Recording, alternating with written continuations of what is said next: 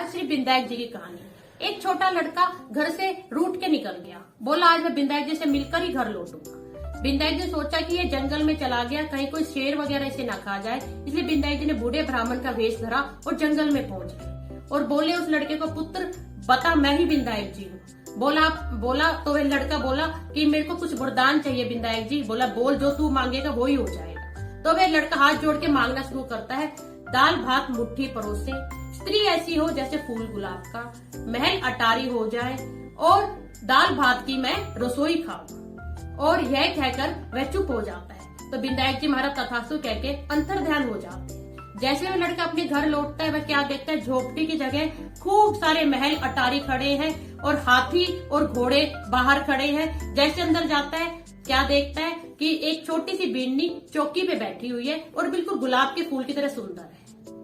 राधे राधे। श्री विनायक जी की कहानी। एक ब्राह्मण था, उसका नियम था कि वह रोज गंगा स्नान करता था और उसके घर में छोटी सी विनायक जी की मूर्ति थी। उन्हें भोग लगा के ही वह कुछ खाता पीता था।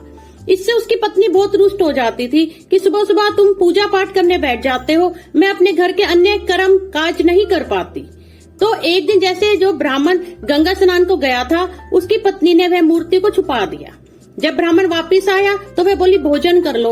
वह रोने लगा कि जब तक मूर्ति को भोजन नहीं कराऊंगा मैं भोजन नहीं करूंगा। इतने में जो उसने मूर्ति छुपा दी थी वह हंसने लगी और उसकी हंसी की आवाज से विनायक जी की कृपा से ब्राह्मण ने उस मूर्ति को ढूंढ लिया और उसे भोग लगाया। मूर्ति बोली कि तूने मेरी बहुत मन से सेवा की है, आज जो तू मांगेगा मैं तुझे वरदान दूंगी।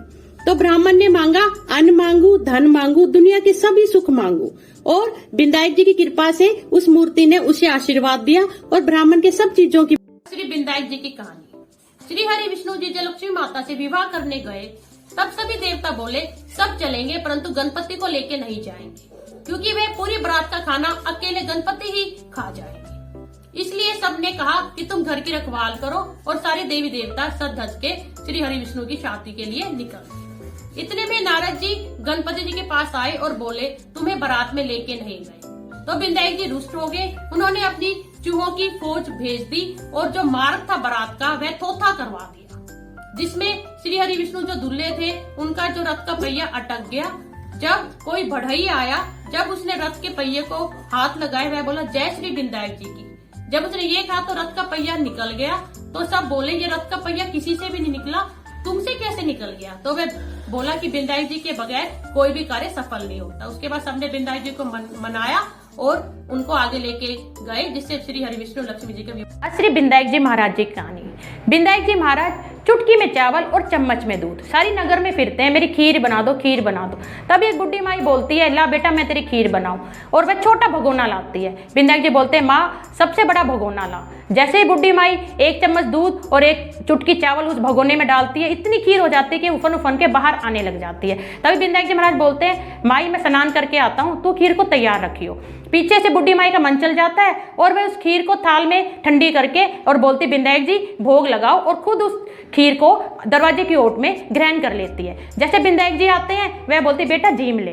तो वह बोलती है, तो विनायक जी बोलते हैं कि माई जब तूने मेरे को दरवाजे की ओट में जिमाया मैं तो तभी जीम लिया। और बुढ़ी माई के सब चीजों की मौज हो जाती है। विनायक जी महाराज जैसे बुढ़ी माई पे कृपा की सब पे करना। जय विनायक जी महाराज जी।